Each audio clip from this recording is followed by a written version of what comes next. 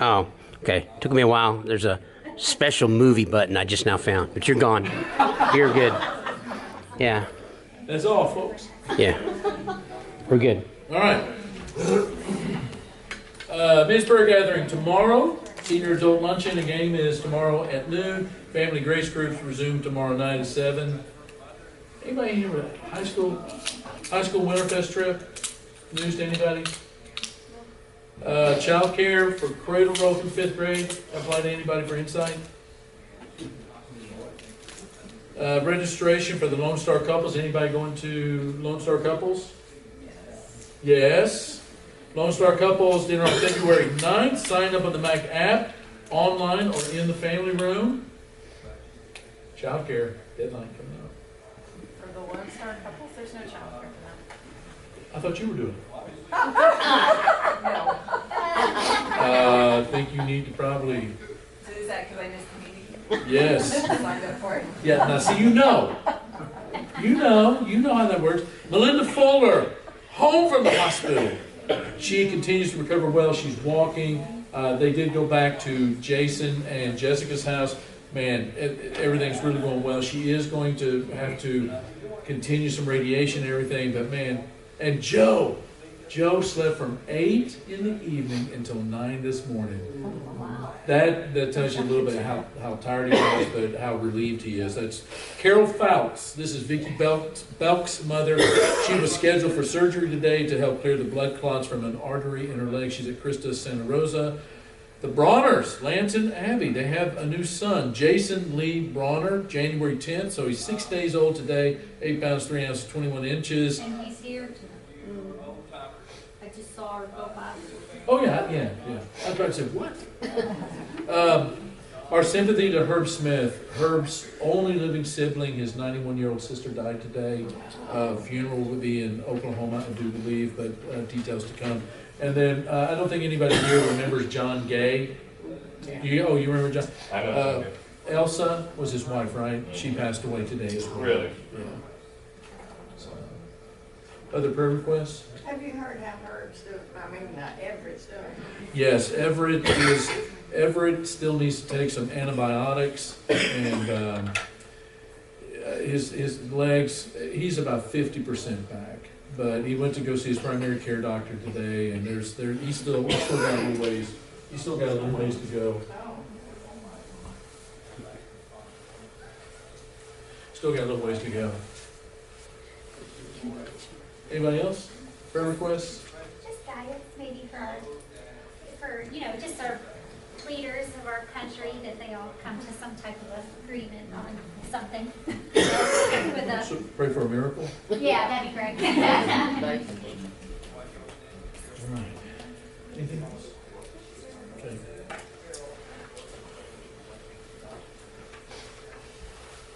Father, we're so grateful for you. We are grateful for all of the blessings you pour into our life. We are grateful for your presence. We are grateful that you are turning us into the human beings that you always intended for us to be through forgiveness, and the grace that comes to us in forgiveness and your spirit and your word. We are the recipients of a joy and a peace that we do not deserve.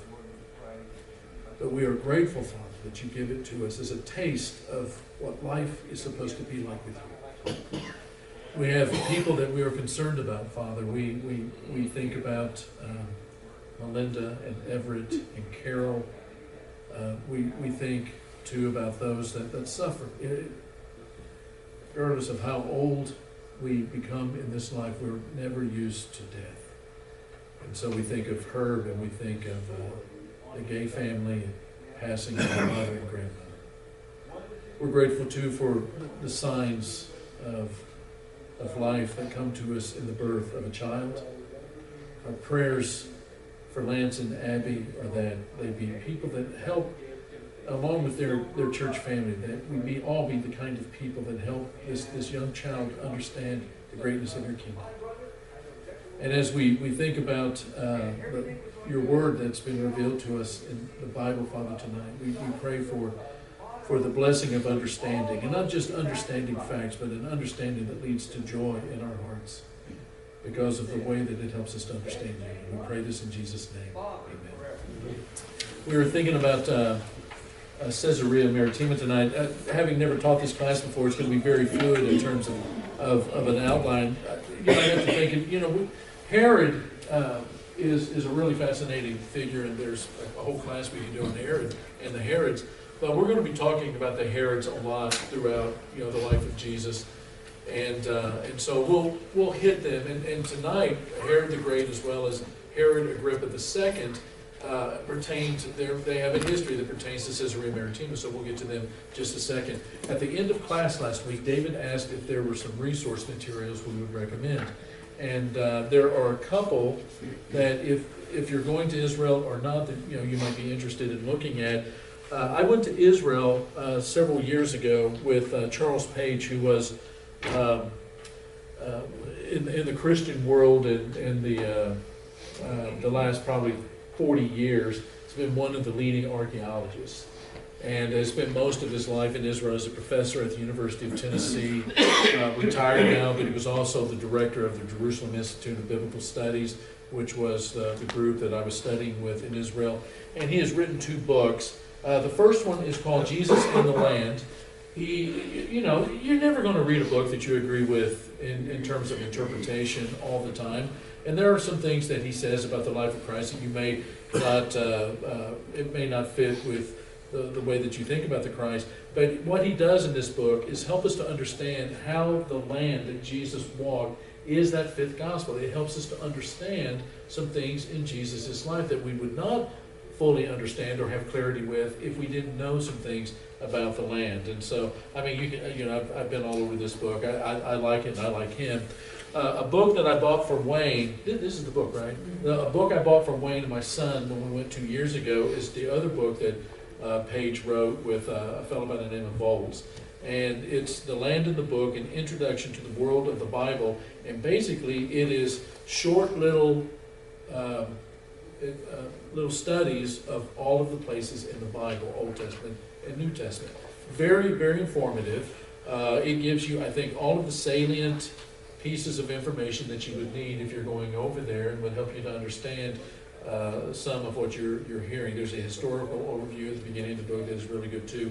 You can get both of these books on Amazon. I believe this one is $16, this one's $28, and if you got Amazon Prime, you get it in 2 days. But if you're going to Israel, this would be a book I would recommend that you get. The book I took to Israel with me this last time, I like Fodor's travel guides. I have them to several places in the world, countries that we've been to. Fodor's gives you more information. I don't really know where the nearest Taco Cabana is when I'm in Israel, but it's that kind of information. It reads like a telephone book. There's small print, lots of information, but it does give you some pretty good insight into these they don't call them national parks, but they're the archaeology sites that we're going to in June, the 10 days that we're there. And then if you like maps, and I was really happy to see this thing has been out of print for 100 years, but it is absolutely head and shoulders the best map book on the Holy Land. It is, if you want to see valleys and mountains that are there on a map, this is what you get. A couple of things though. Everything in the Middle East is oriented to the east. They don't say true north like we do and orient maps that way. It's east. So you always feel like you have to turn everything kind of 90 degrees to get it where it fits our North American Western mind. But the maps from the earliest books of the Old Testament, like Job, Genesis, Torah, those kinds of things, all the way to the period of time in which the church is expanding out of Jerusalem and Antioch. This is by far the best book of maps you will find. And they go through the different eras: Iron Age, Copper Age, Byzantine, all of that kind of stuff. So this book you can get on Amazon. There are copies of it available. I was really surprised, but really pleased to see that. You can find it from anywhere from $35 to $285. What's it called? For this. It's called the Student Map Manual, Historical Geography of the Bible Lands. You can look it up on Amazon right now, and before we're done with class, you can buy it. I know what I'm gonna do. That's what Yeah. I'm asking. Yeah. Let's see, Middle East, okay. Students. And then when you go to Israel, you know, you're basically, when you think about the Mediterranean world, you know, you really think about it in the context of the Bible. But as you know, there's just so much more than just the biblical history that takes place there. You know, there's history that takes place in the Holy Land that affects us even today. How many of you know the name Tom Friedman? Tom Friedman wrote the book on terrorism, and it was relevant for about a month because it was published about a month or 2 months right before 9/11 hit. But he was writing about these terrorist groups that were beginning to form in the world, and you know, Al Qaeda was one of them.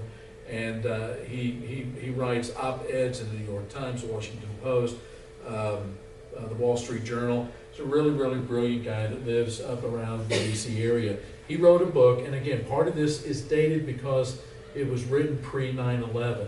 But he does a study, it's called From Beirut to Jerusalem. And if you want to get a handle on the history between Palestinians and Israelis, this is the first book you read. There's another book by John Price Lane called The Closed Circle, which is a very good book on helping to understand the Middle Eastern Arab world, which is a good book. But if you want to understand a little bit about the country that you're going to visit, or the country that makes up the context for the story of the Bible that you're reading on a regular basis, he does a very even-handed, he talks about the good decisions and bad decisions, the right things and the bad things that both Israelis and Palestinians have done. He will help you to understand why Ariel Sharon, you know, did what he did on several occasions to try to show the world that the Palestinians did not want Israel to be in the land, nor did they want there to be any historical connection to the land. And you know, he offers explanation as to why some of this happened. He talks about how the Israelis dug their own grave politically in a lot of instances because of the way they treated the Israelis. It's a very fast read. He's a great writer. From Beirut to Jerusalem, Thomas L. Friedman. Oh, look at this. Seymour Hersh says if you're going to only read one book on the Middle East, this is it. So, any questions on anything else? Let me see this. You better. If you go to Amazon, maybe you buy all your books from Amazon like I do. You can put in the search engine books on the Holy Land, and a bunch of different things will come up. And you have to look at them, and it's really important that you just don't buy something without having a look at it. There are several books that you can buy that will give you just a tiny, tiny little synopsis on one side of the page and lines on the other side, so you can make notes. It's a book that you can take to Israel as sort of a journal. You know, it's a lot of money for not a lot of information. It's more of a site manual than anything else. There are books that really, you know, they purport to be archaeological, historical, geography background book, and they turn out to be a little bit more end of the world theology type book. So you want to read the comments about them. But those books that I just recommend, I would feel good recommending them to anybody. And again, you're not always going to agree with everything you read, but I think that for the factual information, the archaeology, the geography, and the biblical relevance in terms of the actual passages, those are some pretty good books. Now, we are going to look at Caesarea Maritima. This will be our second lesson, and Caesarea Maritima is located on the Mediterranean. Israel does not have, back in the time of Jesus, did not have any natural harbors. And so Caesarea Maritima became a really incredible kind of a port town for them. It was found on the plain of Sharon, which was bordered on the west by the Mediterranean Sea and the Samarian Hills. You'll remember, man, this is a really rotten thing. You'll remember, and this is an awful color. We'll do this one. You'll remember that up here is Galilee. This region right here is Samaria. And down here is what we would call Judah, or South Judah. And if you look on your maps in the back of your Bible, you'll notice that the Mediterranean coastline, there's like this little hump right there. And if you go from west to east, that goes pretty much through the Sea of Galilee. Just to the south of that little hump is the plain of Sharon, or Sharon, and this is where Caesarea Maritima is located. It's a former naval station for the Phoenicians. You remember the Phoenicians were seafaring people. When Rome made Herod the Great king, they gave that to him as a present, and he decided that he was going to do something with it. Sometimes you'll see this place referred to as Stratton's Tower, and that goes back to that Phoenician period of time when it was called the Stratnos Pyrgos, which translates into Stratton's Tower. And you'll see that word Stratton as part of the title in different publications. When Herod the Great started building on it, there was a decade or so. Most people think that the building of this artificial harbor happened between 22 BC and 10 BC. Josephus says it happened in 13. That's when it was finished, 13 BC. He's a little iffy sometimes with his numbers, and most people recognize that. It was basically probably within 4 to 5 years of the birth of Jesus. That's when this thing was finished. Down here at the bottom, Herod built a temple that was supposedly spectacular. People don't really know what it looks like, but it had one feature that stood out in Josephus's mind. At the center, I mean, this is sort of like a Club Med type palace. I always thought it was funny that you had this house by the ocean, but you had a pool in the backyard. That's what happened here. Is he built nearly an Olympic-sized pool right next to the Mediterranean Sea, and that pool was right in the middle of this palace. And he was later, the Herod family was kind of moved out of that thing, and it probably became the home of Pontius Pilate when he became the prefect or the administrator of that province. The show in Caesarea Philippi, though, is this artificial harbor. This thing is, you see about this much of it now. This and this is all underwater, but if you see, and I have an aerial view of it, you can see where these walls disintegrated and went down, and you can see the rubble under the clear blue water. And you can actually, in some pictures, I don't know if I have one here tonight though, but you can actually see in the rubble where the entrance into this harbor was. And it was 40 acres. It wasn't huge, but in terms of the ancient world and the size of ancient boats, you could accommodate about 300 boats in that 40 acres. And, the other thing that's kind of odd about it, when we think about north winds and northern seas, we think trouble, we think cold, we think stormy. In this particular part of the world, the north wind is what leads to a calm sea, and that's why the entrance to this is on the north side. This area right here was probably mainly storage and warehouses. Today, there is still, and this city was not only significant during the time of Jesus, it was also significant during the 12th and 13th centuries during the Crusades. And there is a citadel that's still there. It's been modernized a little bit, but a Crusader citadel that is still there. Believe it or not, you can go in there and have sushi, in this Crusader building. There's a Crusader wall around it and an east entrance to it. This is Hadrian's Wall. There was a hippodrome. A hippodrome is an amphitheater. Most Americans think of an amphitheater as the half theater, and that's actually a theater. An amphitheater is the round one, and it was called an amphitheater, it was called a hippodrome, or it was called a circus.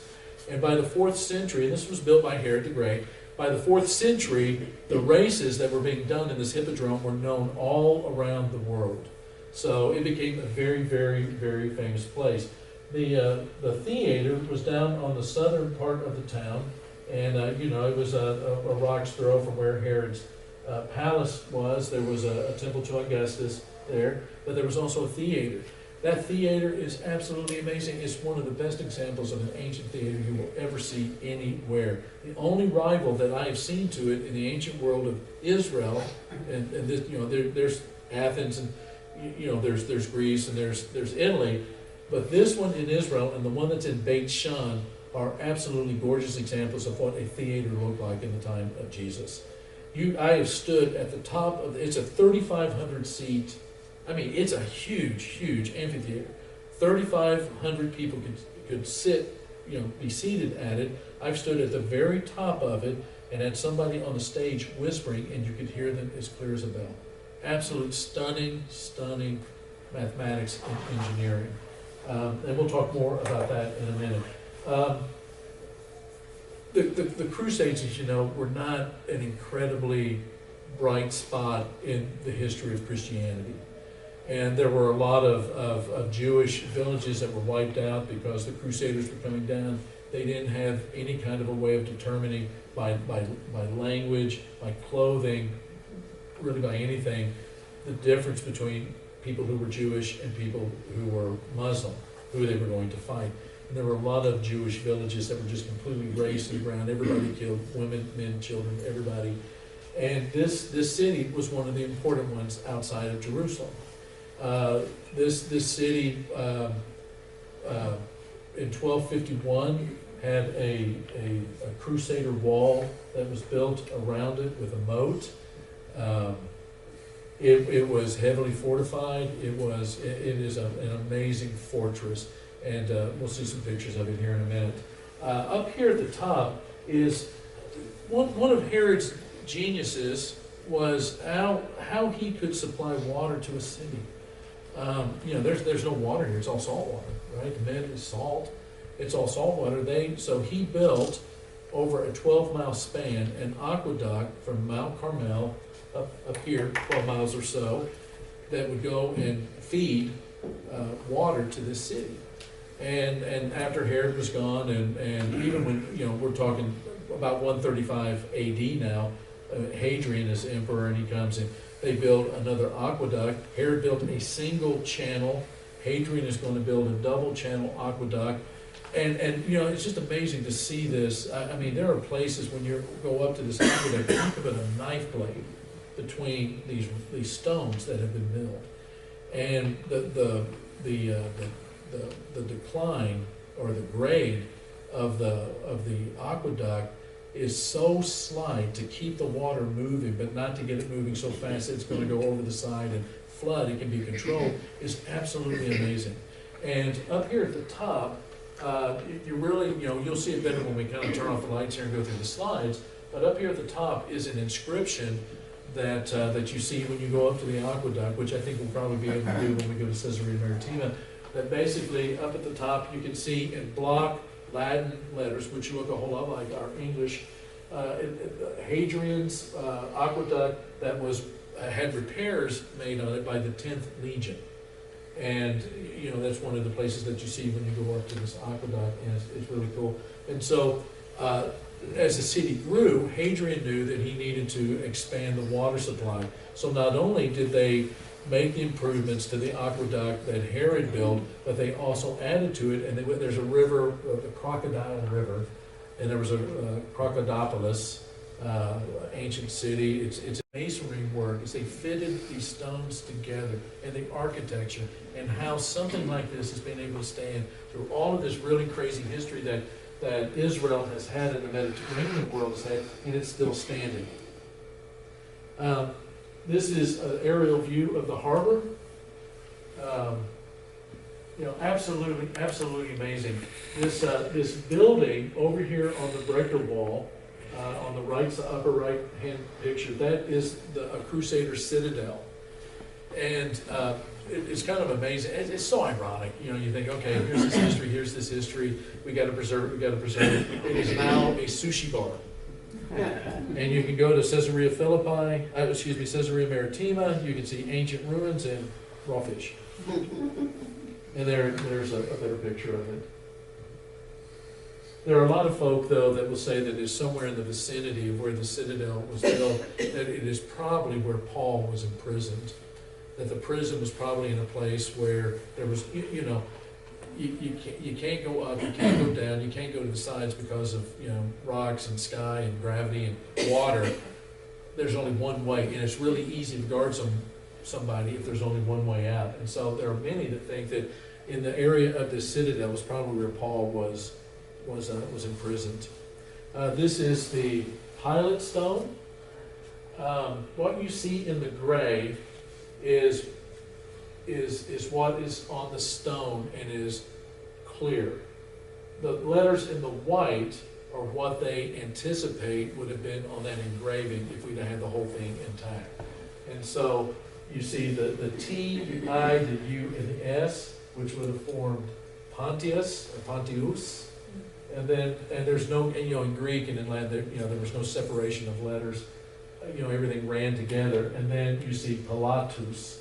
And then you see the E, the C, the T, the U, the S, and so on. And they are guessing that the word prefect, which is what he was what is missing in those letters.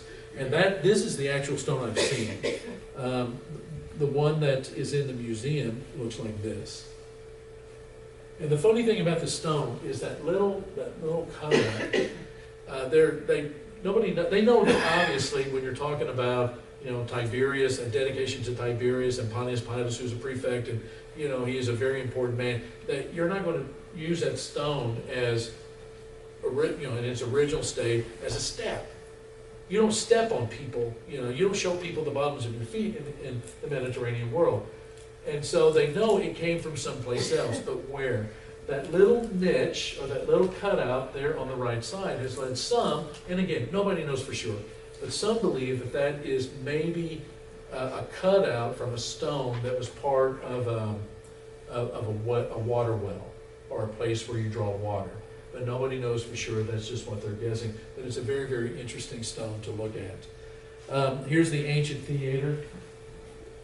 What's really amazing is I have stood right there at the very center, at the very top, up against the railing, and we have had members of our group that are over here about the edge of the screen where the stage is. This is the place where the rich people would be down, in that area on the floor right in front of the stage.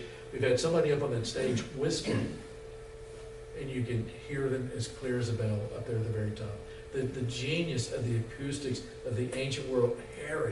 Herod was absolutely a rotten individual. He was a scoundrel.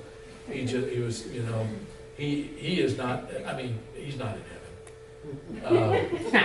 But he was a genius when it came to building. Absolute, unadulterated genius. Here's the Hippodrome. I've stood in the middle of that. It's very sobering when you stand in the middle of the Hippodrome and you go, I am standing in a place, and again, I don't have any details of anything that happened there, on what date and all of that. But you're standing in a place where our brothers and sisters in the ancient world were killed. And, this is a place where the gladiator games were not necessarily the highest form of entertainment, during this period of time, at all. Again, as Rome became more debauched, that's the way they saw things. But, to stand in a place where there was just a lot of brutality is a very, very sobering thing. Right here where you see this hole in the ground, it's basically a ramp that goes down to the underground. Animals would come out of that thing. You can see on the side, where people would be sitting and, participating in spectator sports. Here's the Roman Aqueduct. And as you can see, it is a gigantic thing, as you can see from, the size of the people right there in the middle of the picture. And right on the other side of this is the Mediterranean Sea. It's here that you find that inscription that says, this was built by Hadrian, and, the 10th Legion made some repairs to it. Here's another aerial view. In that artist's rendition at the very beginning, you saw where the Hadrian's Wall was, that semicircle that encircled the city. In the corners, you see the walls that make up the Crusader walls. And you can also see that there was a moat. And that citadel up there at the top is a part of the Crusader building.